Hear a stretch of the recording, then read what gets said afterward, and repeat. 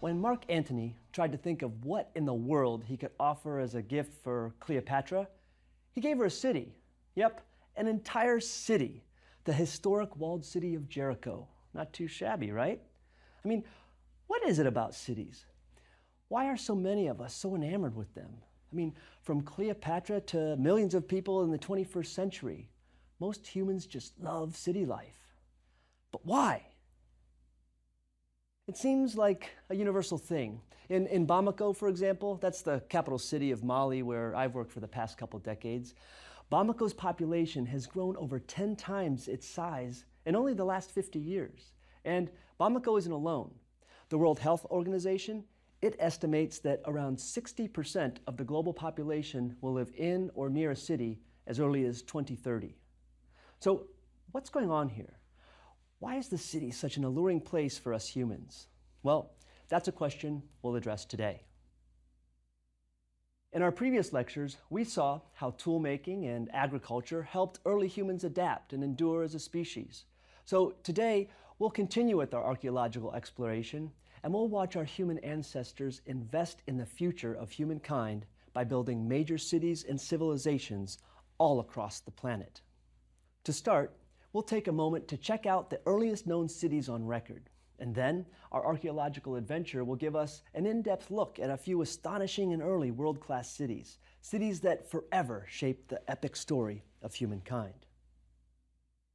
First, as we head back in time in search of the earliest cities on record, let's make sure we're clear about what we mean when we say we're searching for an early city. What's the criteria here? We'll keep it right in the Anthro family here and go with the system devised in the 1950s by the influential archaeologist Gordon Childe. It's him that gives us this checklist that we can use to, albeit loosely, identify early cities across the archaeological record. So what is it that we're looking for? First, a city has a large, dense population with long-distance trade. Second, a city exists as a class-structured society. And third, a city has some system of governance and taxation. And last, a city boasts cultural resources, including artwork, monuments, scientific knowledge, and even the arts. Now, that's a fairly general checklist, I know, but really that's all we need, because despite the fact that hominins have been around for some 7 million years, the actual emergence of anything resembling a city, well, that simply doesn't appear until around 12,000 years ago. I mean, take a moment with that one. We've talked about our hominin ancestors living as hunter-gatherers for 7 million years. And then the Ice Age clears and we suddenly see sedentary communities, agriculture, and now urbanization. And all of this within just a few thousand years. Leave our early ancestors out of it, and even in terms of our relatively brief 200,000-year existence as Homo sapiens, settling down, living in cities, and even agriculture, they're all really recent developments. So, with that in mind, let's take a glance at the first known cities in the history of humankind. Anthropologists, especially archaeologists who study the emergence of cities, generally note that humans started urbanizing several thousand years after the most recent Ice Age melted into the history books. Sedentary living, it became the latest prehistoric post-Ice Age craze. And in our search of the earliest cities, archaeologists, they're going to point us to ancient Mesopotamia as the site of the first known urban revolution in the history of humankind. Mesopotamia literally means land between the rivers, and it refers to the ancient region between the Tigris and the Euphrates. There, in the 4th millennium BCE, an urban revolution began, a revolution that would give rise to such powerful cities as Ur and Babylon and Nineveh. Let's take an archaeological tour of some of these remarkable first cities, and then we'll return to Mesopotamia to look more closely at ancient urban life. Jericho. Now, Jericho easily fits the bill for one of the first human cities on record, at least if we're using Childe's criteria for distinguishing urban centers versus other types of settlements. Now, with its 6-foot wide protective walls, Jericho has been home to at least 20 unique settlements, the earliest one dating back over 10,000 years ago. But it took another millennium before the droughts and cold conditions in the region gave way to more fertile grounds for the first cities. And with better conditions and an abundant ecology, people gathered into permanent settlements and farming. One of the most remarkable archaeological discoveries of early Jericho life is the clear evidence for religious or cultural practices dealing with funerals. For one, the early urban Jericho people, they tended to bury their dead under the floors of their small circular clay houses. And remarkably, they occasionally preserved the heads of the deceased, plastering the skull to preserve a rather lifelike appearance. And they even added physical details that recreated specific characteristics of particular individuals as if they were prehistoric versions of the presidential busts we might see in our nation's capital. So plaster skulls aside, Jericho is more familiar to us than many other first cities because, well, of its prominence in the Bible. The site is in the modern-day West Bank, about 15 miles northeast of Jerusalem. In the beginning, archaeologists think people were attracted to this region because of its proximity to the River Jordan and its plentiful springs and palm trees. But regardless, Jericho proved to be a fruitful place to usher in the Neolithic Revolution, and that's just what generations of people did there. Upwards of 3,000 people lived in these earliest versions of Jericho, and they helped usher in the agricultural transformation with domesticated barley and wheat production. And over time, the city's reputation and population ebbed and flowed like the tides. Regardless, as one of the very first cities on earth to thrive on an agrarian economy with surplus, Jericho, it easily makes our list of one of the top 3 first cities of humankind. So now let's head north a bit to the second city on our list, Byblos. In an area we now know as Lebanon, the illustrious Byblos emerged only a couple thousand years after Jericho. Well before pharaonic Egypt started building pyramids, ancient seafaring Phoenicians built Gebal, a small fishing community which, by 3000 BCE, had grown into a full-fledged city called Byblos, another one of the first cities on record. So, how does an ancient settlement of some Mediterranean fishermen and their families become one of the first world cities on record? Byblos, it was ideally situated for the development of agriculture and international trade. It ushered in the powerful ancient Phoenician civilization, but what is it that makes it unique? Besides its huge population and its role in developing world trade and agriculture, the main reason Byblos easily makes our top 3 first cities list is because it's the birthplace of the ABCs. Well, kinda. Let me explain. The archaeological record, it traces the origins and/or early development of the Phoenician alphabet to Byblos.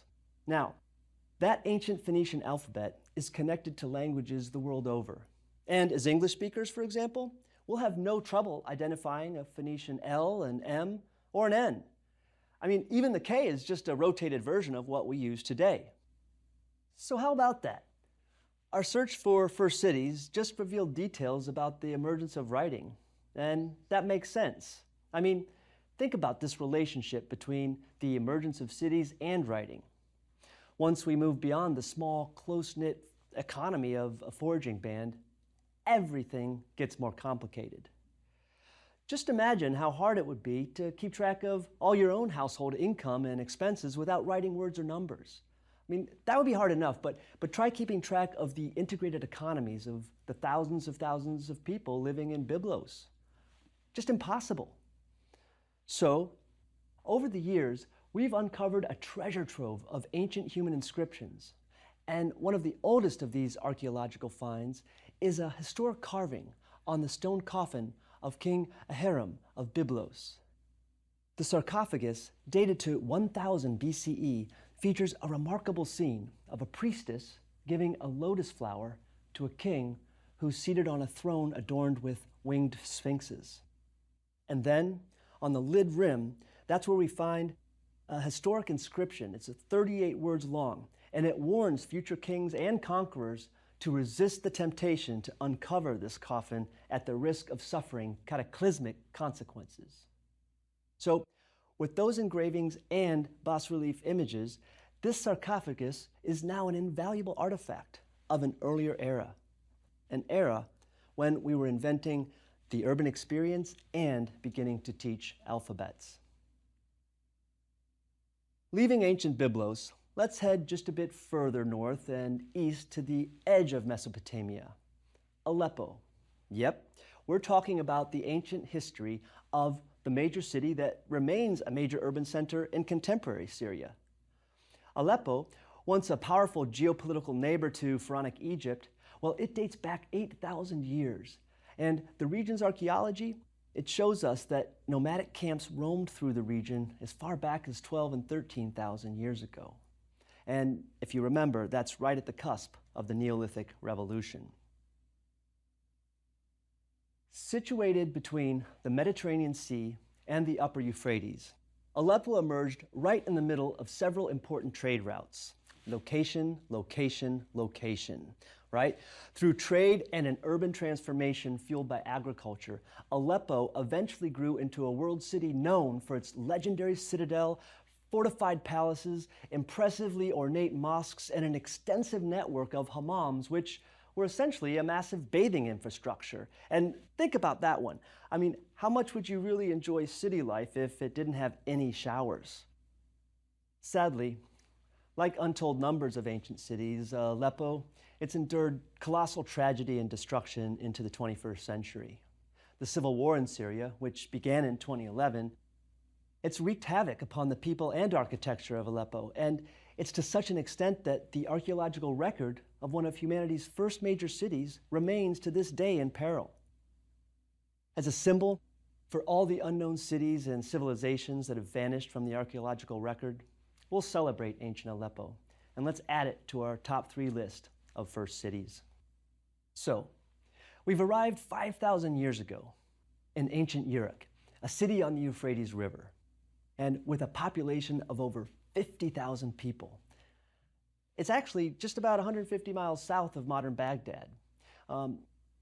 After the Euphrates River branched out some 10,000 years ago, the early inhabitants of the region, they built adobe-styled houses near the river. They were attracted by and sustained by the abundant ecosystem. It was the region's natural resources that inspired these early populations toward agricultural innovation. And they eventually built complex irrigation systems and canals, which in turn helped transform this settlement into one of Mesopotamia's earliest and most famous world cities. Fueled by the products of agricultural innovation, the people of Uruk developed non-farming trades, religious traditions, and even public architectural monuments like, well, the ones you'd see in any modern city. If you were to visit the region today, you'd still be able to see the ruins of a great tower dedicated to the sky god Anu. Uruk is also the scene of one of the greatest ancient literary works of all time, the Epic of Gilgamesh, right? And though this isn't a course on literature, let's take a little time to discuss this epic, because as anthropologists, there's plenty we can learn from hearing these ancient tales.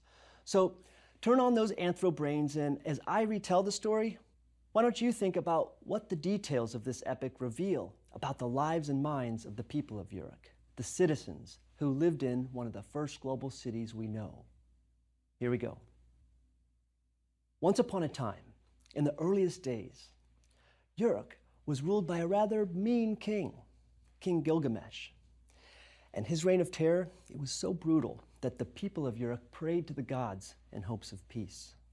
Now, the gods, they heard their prayers, and they came up with a solution. They sent a primitive man to earth named Enkidu. Now, Enkidu, he was a hairy beast of a man who lived with the animals, but over time, and with a little help from a beautiful woman, he was civilized. And once his civilized self learned of King Gilgamesh's atrocities, Enkidu rushed to end the people's sufferings. In the midst of fighting, however, the two adversaries became great friends. Yeah, so much for that stop the evil king plan, right? Well, not so fast. It seems that Enkidu's friendship was more powerful than his brute force. Through mutual, death-defying adventures, the bromance between Enkidu and Gilgamesh blossomed. But then Enkidu died. His death, it crushed the king, and he set out to seek Utnapishtim, the holder of the secret to eternal life. And after a series of failed adventures, Gilgamesh finally gets to Utnapishtim, but he messes up every chance he's given to earn immortality. I mean, hilariously, at one point, Utnapishtim, he challenges Gilgamesh to give immortality a try by not sleeping for a week. A challenge Gilgamesh quickly fails. Recognizing his failure, and as one last attempt, Gilgamesh finally asks Utnapishtim how he himself became immortal. And as it turns out, Utnapishtim was rewarded with immortality from a god named Enlil. It seems Enlil gave the gift of immortality for Utnapishtim's heroic effort of building an ark to preserve his family and all kinds of wild animals. This ark, like the biblical account of Noah, it saved the animals and the ark builder's family from perishing with the rest of humanity. So that's why King Gilgamesh never fully shed his mortal roots. In fact, as he left Utnapishtim to return to his kingdom back in Uruk, Utnapishtim took pity on poor Gilgamesh and he shared one last secret. He revealed that there's a sacred plant at the bottom of the sea that could restore Gilgamesh's youth. And of course, Gilgamesh, he goes straight to the source, and binding stones to his feet, he goes underwater to retrieve this miracle plant. But by now, you've seen the way things work out for this guy. And of course, despite having the source of immortality right there in his hands, he loses it moments later as he's bathing.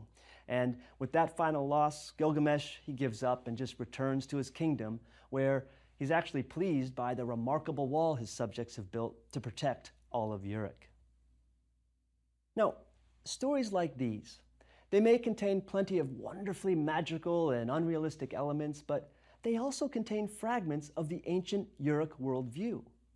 The same way widely popular modern legends like the Game of Thrones reflects our contemporary world, the Gilgamesh adventure shows us what people thought and talked about in Uruk. Beyond interpretivist analysis of plot and characters, the content within the Gilgamesh story reveals hints about local ecology, values, and artistic or symbolic expression. For example, in 2015, a newly discovered segment of the Gilgamesh adventure was discovered by researchers at the Sulaymaniyah Museum. Now, this new morsel takes Gilgamesh and his pal Enkidu into a cedar forest where they meet up with monkeys and birds. Well, that's all before they actually kill a demigod. And I'm not going to spoil the details about this new exciting piece of the story, but remarkably, it actually offers what we might otherwise consider to be an environmental morality tale. So, that's the outline of perhaps the earliest classic of world literature. But how do we know about the Epic of Gilgamesh? Well, Uruk, like Byblos, was a monumental site in the history of human writing. What started first as a way to keep records of grain and livestock that were processed through central warehouses quickly developed from picture-like scribbles to abstract symbols and then numbers. And in Uruk, they developed both numbers and writing symbols. Archaeologists, they estimate that it took about 1,000 years to go from scraping pictures in clay to a complex writing system, allowing for the composition of epic tales, just like the one we just heard of King Gilgamesh. Now, thanks to the plentiful and durable clay tablets found all throughout Mesopotamia, they help archaeologists reconstruct the city of Uruk as an enthralling world city with bulging populations, literature and the arts, social hierarchies, transcontinental trade routes, and even highly organized religious practices. Clay tablets from Uruk, for example, contain terrific lists of dozens of professions in the ancient city. There's the king, priests, labor supervisors, ambassadors, gardeners, masons, blacksmiths, farmers, weavers, potters, cooks, so much more. But how did such an early society manage so many people and so much food and trade? How did they do all that without Microsoft Excel? I mean, they didn't even have a slide rule. Well, As the earliest settlers in the region gradually built sedentary lives and agricultural surplus, it's temples that became some of the original sites for redistributing surplus food. By the time we're bringing and exchanging food at the temples of Uruk, food production and sharing has completely transformed the idea of a band of hunters sharing a single antelope or mammoth. Eventually, societies built food systems managed by religious leaders who had to share the community's surplus with administrators, farmers, and artisans. However, as warfare among Mesopotamian city-states proliferated in the Age of Metals, religious power bases, they conveniently shared their surplus with warlords and others who actually had the ability to protect Uruk from those who sought to trespass its mighty walls. Speaking of those walls, before we leave Uruk, let's listen to the words from the prologue of one of the versions of the Epic of Gilgamesh. Here, the poet proudly describes the city he called home. Quote, "Walk on the wall of Uruk, follow its course around the city, inspect its mighty foundations, examine its brickwork, how masterfully it is built. Observe the land it encloses, the palm trees, the gardens, the orchards, the glorious palaces and temples, the shops, marketplaces, the houses, the public squares." Uruk, it was definitely a gem of an early city. And many other such urban gems emerged in ancient Mesopotamia: Babylon, Nineveh, Akkad, Assur. The list is truly remarkable for this relatively small stretch of land between two rivers. So yes, Mesopotamia fully deserves its reputation as the site of the world's first urban revolution. But rather than lingering in this one region, let's go further afield to explore the emergence of cities in other parts of the world, because, as we've seen in other lectures, the end of the last ice age inspired, or perhaps forced, humans all over the world to modify their hunter-gatherer ways. And one increasingly popular adaptation strategy was a sedentary agrarian lifestyle, and eventually the big city. Indeed, this was a global phenomenon, not restricted to Mesopotamia and the Mediterranean world. So let's head west, past Europe, across the Atlantic Ocean, and look at two ancient urban centers in the Americas. The first of these sites, well, it's in modern-day Bolivia, not far from the shores of Lake Titicaca. And that's where we'll find the remains of ancient Tiwanaku. Remember our discussion about the first people to come to the Americas? Well, Mesopotamians and the Old World, while they were building some of the first cities on the planet, other branches of the human family, they were finally flowing into the Americas. And just as King Menes was ushering the first years of Pharaonic Egypt, people in the Americas were beginning to play with sedentary living and farming. In the Andes Mountains, for example, some early farming communities grew to populations of several thousand or more. And the archaeological record shows that the people who lived in these towns gradually and collectively developed the foundations for serious urbanization. There was pottery, irrigated farming, religious sites, expansive trade networks that eventually connected the coastal and mountain populations. I mean, they had every box checked on Child's urban center inventory. Early agrarian communities in what is now Peru, Ecuador, and Bolivia, well, they eventually thrived as sedentary farmers and communities. And as communities developed new, innovative solutions for food production, they quickly grew into larger towns. So, just over 2,000 years ago, as the Han Dynasty of China was beginning its descent, the settlers at Tiwanaku, they were on track to building one of the most historic cities in South America. From around 400 to 1100 CE, Tiwanaku was a thriving capital with adobe homes and a massive ceremonial complex with temples, pyramids, palaces, and brilliant archaeological monuments. One of the most impressive monuments is called the Gate of the Sun, which is a massive stone cut into an open gateway covered with intricate carvings. And at the top is this great bas-relief image of a god wearing an imposing headdress. And remarkably, archaeologists, they've interpreted the complex pattern of these carved images It's actually a farming calendar. Additionally, as great stone carvers, the ancient artisans of Tiwanaku, they developed some amazing interlocking stone blocks that could form impenetrable walls without even mortar or cement holding things together. So another Tiwanaku feat of infrastructure genius was their underground water drainage system and an absolutely brilliant network of irrigation canals that made Tiwanaku an agricultural powerhouse. They built a network of canals around some 50,000 raised bed fields to feed an entire empire. And this wasn't just about delivering water to plants. You see, these raised beds, they also naturally protected crops from frost damage, which is a serious problem for Andean farmers. I mean, this is sheer genius. You see, the water in the canals, they surround the raised beds, and it soaks the grounded roots, providing a steady source of water. But as the day goes on, the sun heats this canal water, right? And then when the cold mountain evening draws in the frost, the warm water, it actually releases its heat as misty vapor that literally covers the raised beds like a blanket, protecting these delicate plants. The symbolic, artistic, architectural, and the agricultural legacy of this, one of the most important of all South American archaeological sites, was actually confirmed and celebrated for the world to see in 2015 when, after winning his third term as president of Bolivia, Evo Morales invited the world back to that sun gate and to Tiwanaku as the site of his inauguration.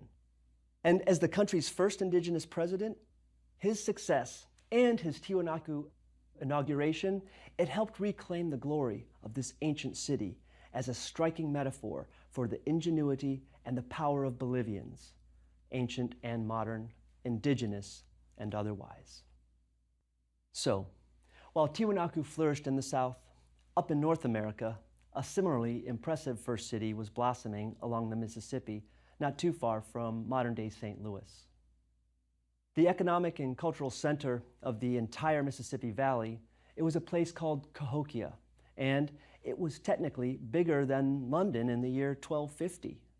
Now, we'll learn more about Cahokia later in our lecture on apocalyptic anthropology, but for now, let me briefly describe this underappreciated American site. Located in modern Illinois, as we said, not far from St. Louis, Cahokia is an ancient civilization whose influence spread well beyond the Mississippi Valley. Like all first cities we discussed today, it was an agricultural innovation and ecological adaptation that precipitated the urban experience in Cahokia. And, fed on maize and the benefits of an extensive Mississippi Valley trade network, one of Cahokia's most impressive architectural achievements was a remarkable pyramid that actually rivals the Pyramid of Giza.